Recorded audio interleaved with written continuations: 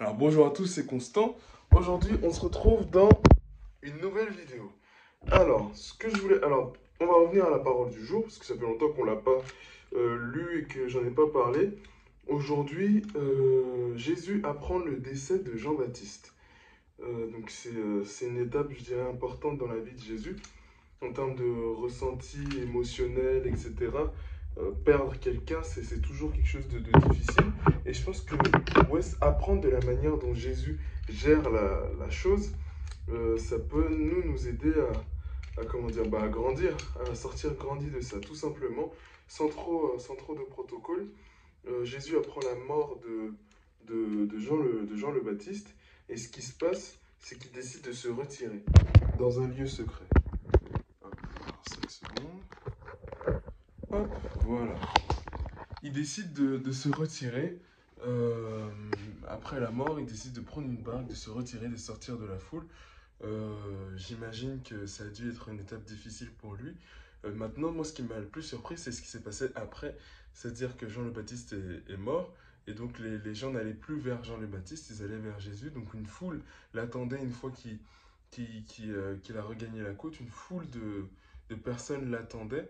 Je ne sais pas si c'était par compassion pour Jésus ou bien pour être guéri, je ne me souviens plus exactement du passage, mais une foule de personnes l'attendaient. Et je sais qu'après un décès comme ça, moi, ça m'aurait... j'aurais pas eu le courage. J'aurais pas le courage d'affronter la foule, d'aller dedans, mais ouais, je pense que de la...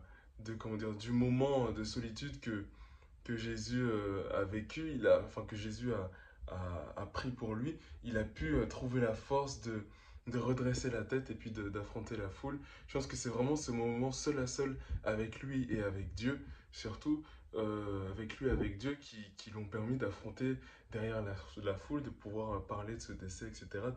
Il a fait comme une sorte de micro-deuil, ou bien c'est la foule qui l'a aidé à faire son deuil, enfin je sais pas. Je sais pas, mais en tout cas, ce que j'aimerais souligner, c'est ce moment seul à seul où il a pris le temps de se poser, de réfléchir, d'encaisser le truc. Parce qu'il y a vraiment ce passage-là où il reçoit la nouvelle, il décide de s'isoler. Donc, et on voit souvent ça quand Jésus s'apprête à traverser ou bien traverse des moments difficiles, il s'isole. Il prend le temps, il encaisse, etc. Donc, donc oui, je pense on pourrait copier sur lui, prendre le temps d'encaisser, de s'isoler, de pas directement retourner dans le monde, s'isoler, prendre le temps, réfléchir, prier, demander à Dieu la force. Voilà, juste prendre ce réflexe-là de s'isoler dans les moments difficiles, réfléchir, et puis ensuite repartir de plus belle, prendre le temps avec soi-même.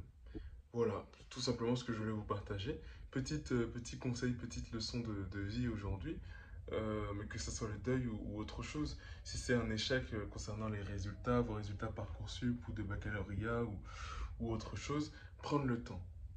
Prendre le temps, encaisser les trucs, respirer un petit peu. Et ensuite on en parle, ensuite on communique là-dessus. Ou bien on n'en parle pas. Ensuite on re-rentre dans le monde, en tout cas, prendre le temps, c'est important. Voilà, c'est tout ce que je voulais vous partager aujourd'hui. J'aimerais reprendre les studies live. Donc j'en parle un petit peu. Bon, rien de confirmé, rien de grand, de confirmé non plus. Mais voilà, c'est une petite info que je lâche ici. Bref, voilà, je ne vais pas plus parler que ça. Je vous souhaite bonne journée, bon après-midi, bonne soirée. C'était Constant.